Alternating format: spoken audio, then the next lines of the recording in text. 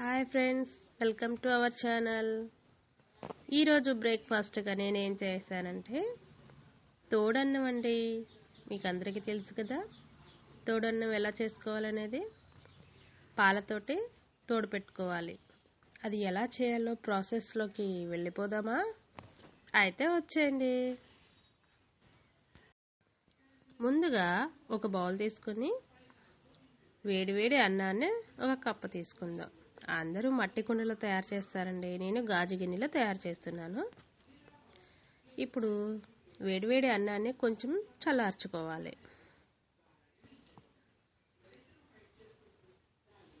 చక్కగా చల్లార్చుకున్న తర్వాత ఈ లోపల మనం పాలు కాచి పెట్టుకుందామండి. చక్కగా మరగ కాచిన పాలు గోరువెచ్చగా ఉన్నప్పుడు ఈ అన్నం క్వాంటిటీని బట్టి పాలను పోసుకోవాలి. ఇప్పుడు అన్నాన్ని పాలని ఒకసారి మిక్స్ చేసుకుందాం. ఇప్పుడు రెండు ఒకే లెవెల్లోకి వచ్చేసింది కాబట్టి ఒక స్పూన్ పెరుగుని యాడ్ చేసుకుందాం.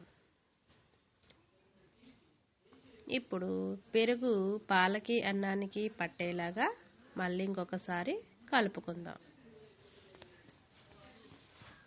ఇలా కలిపేసుకున్న అన్నం పైన ఒక ఉల్లిపాయని 4 ముక్కలు చేసుకొని చక్కగా గార్నిష్ చేసుకుందాం.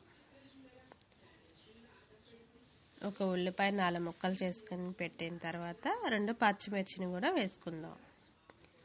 ఇవి నైట్ అంతా అన్నంతో కలిసి ఉండడం వల్ల వాటి ఫ్లేవర్ అన్నానికి పడుతుంది. అప్పుడు చాలా రుచిగా తయారవుతుంది. ఈ అన్నం మనం నైట్ చేసుకోవచ్చు, మార్నింగ్ చేసుకోవచ్చు, ఎప్పుడైనా సరే 8 గంటలు అలా తోడు పెట్టేసి వదిలివేయాలి. ఇలా పక్కకు పెట్టేసి మార్నింగ్ చూస్తే చక్కగా అన్నం తోడుకొని ఉంటుంది. చూసారు కదండి, మార్నింగ్ చూస్తున్నాను, చాలా చక్కగా రెడీ అయింది. ఇప్పుడు ఉల్లిపాయలను తీసి ఒక ప్లేట్లో పెట్టుకుందాం. ఉల్లిపాయలు పచ్చిమిర్చి పక్కకు తీసేసుకుందాం.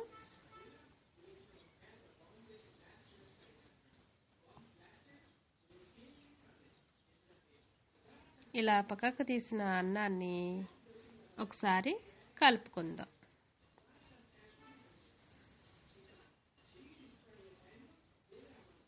చక్కగా తోడుకుందండి.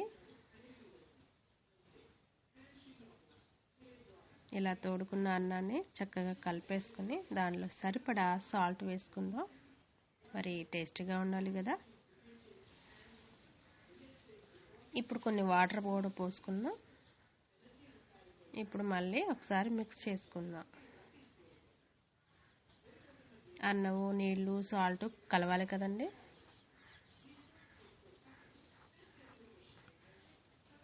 ఇలా కలిపిన అన్నాన్ని ఒక ప్లేట్లో తీసుకుందాం. దానిలో ఉల్లిపాయ, పచ్చిమిర్చి వేసుకుని ఇలా పొద్దున్నే తింటే చాలా ఆరోగ్యం అండి, చాలా హెల్తీగా ఉంటుంది. Thank you for watching.